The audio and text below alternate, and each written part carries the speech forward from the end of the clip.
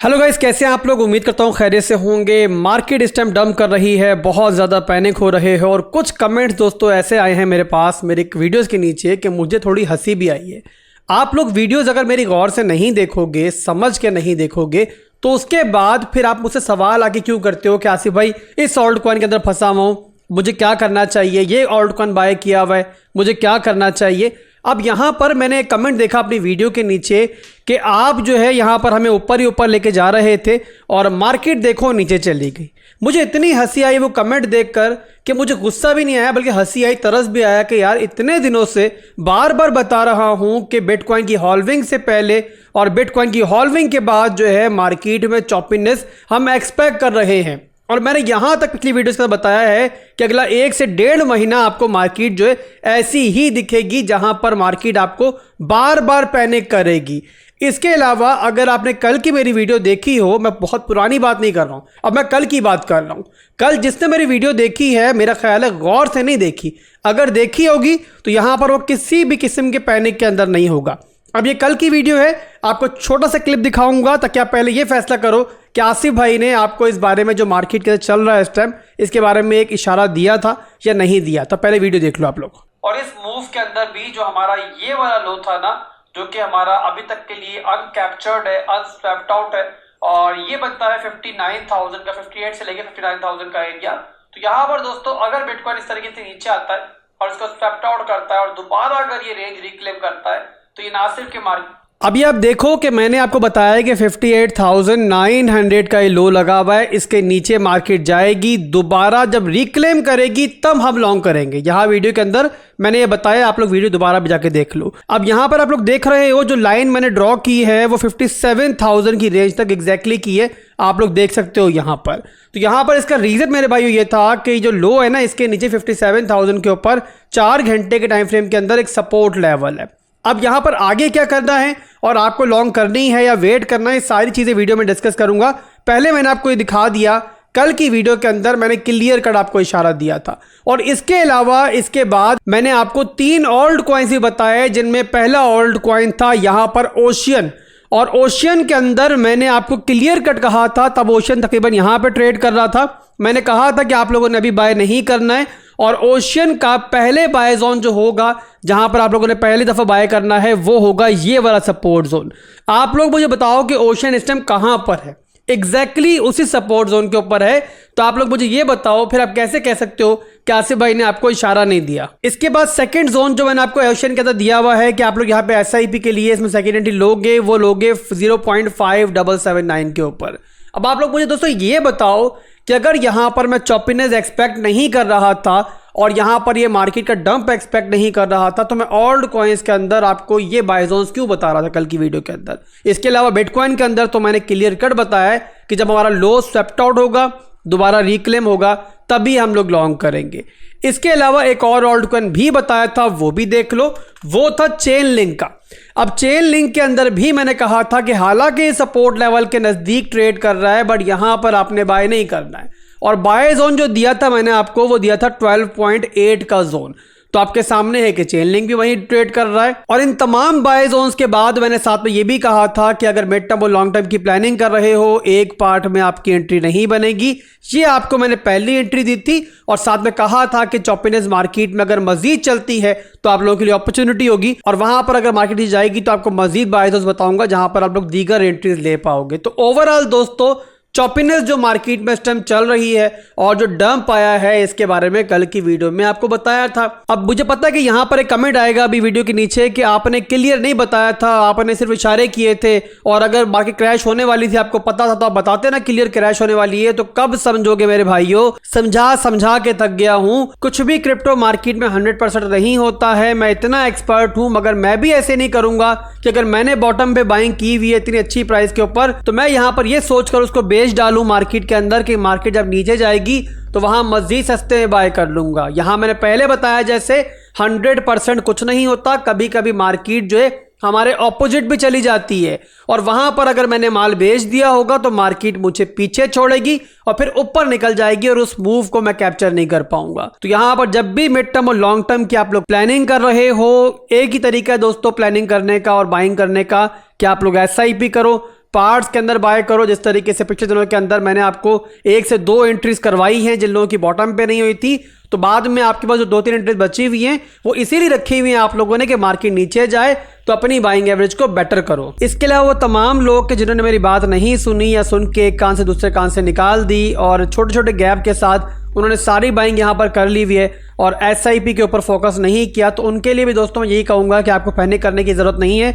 अगर DCA करने के लिए अमाउंट नहीं है, कोई टेंशन नहीं है, आप स्क्रीन को क्लोज करो कुछ दिन के लिए और साइड पे होके बैठ जाओ। बुरा वक्त चल रहा है मार्केट के ऊपर, पहले भी आता रहा है, हॉल्विंग से पहले, हॉल्विंग के बाद हमने सारी सिचुएशन होते हुए देखी है। ये बुरा वक्त गुजरेगा और जब गुजरेगा तो आप लोग याद करोगे कि यहाँ पर आप लोग क्यों इतना पैनिक हो रहे थे। तो बहरहाल दोस्तों यहाँ पर ये मामलात है मार्केट के जो चल रहे हैं, आप लोग मेरी बात समझते नहीं हो, फिर भी बार बार मैं समझाता हूँ, अपना फ़र्ज़ पूरा करता हूँ और दोबारा अब मैं आपको मार्केट के फ्रेश एनालिसिस देने जा रहा हूँ कि यहाँ पर इस टाइम क्या चल रहा है मार्केट के अंदर और यहाँ से आगे हमें क्या करना है। अब बिटकॉइन का चार्ट मैंने ओपन कर लिया है डेली टाइम फ्रेम के अंदर। यहाँ पर एक रेंज हम ड्रॉ करने जा रहे हैं, कुछ लेवल्स ड्रॉ करेंगे। अब ये रेंज जो है मैंने कल भी ड्रॉ की थी, बट मैं जानता हूँ कि आप लोगों ने स्किप करके अगर वीडियो को देखा होगा, आप लोगों को वीडियो बोरिंग लगी होगी तो आप लोगों ने वीडियो आगे कर दी होगी। तो यही बात है ना, चीज़ें बोरिंग नहीं होती, आपके काम की होती हैं। अगर वीडियो पूरी देख लोगे तो इस तरीके से फिर अंधाधुंध मार्केट में टकरे नहीं मारोगे, बल्कि पता होगा मार्केट में क्या चल रहा है। तो बहरहाल यहाँ पे मैंने रेंज हाई ले लिया है इस रेंज का और ये ले लिया है मैंने इसका रेंज लो। ठीक है मेरे भाइयों, तो ये रेंज लो आ गया यहाँ पर। अब यहाँ पे कुछ लेवल्स में ड्रॉ करने जा रहा हूँ। पहली सपोर्ट यहाँ पर जहाँ बिटकॉइन मौजूद है, ये इसकी लोकल सपोर्ट है। क्यों सपोर्ट है? यहाँ पे 4 घंटे के टाइम फ्रेम का चार्ट मैंने ओपन किया है और यहाँ पे मेरे भाइयों एक बिटकॉइन की लोकल सपोर्ट मौजूद है जहाँ बिटकॉइन आपको इस टाइम दिख रहा है। तो ये मैंने यहाँ पे इसकी सपोर्ट जो है ये मार्क कर ली है। सही है जी, तो ये हमारी सपोर्ट है पूरी।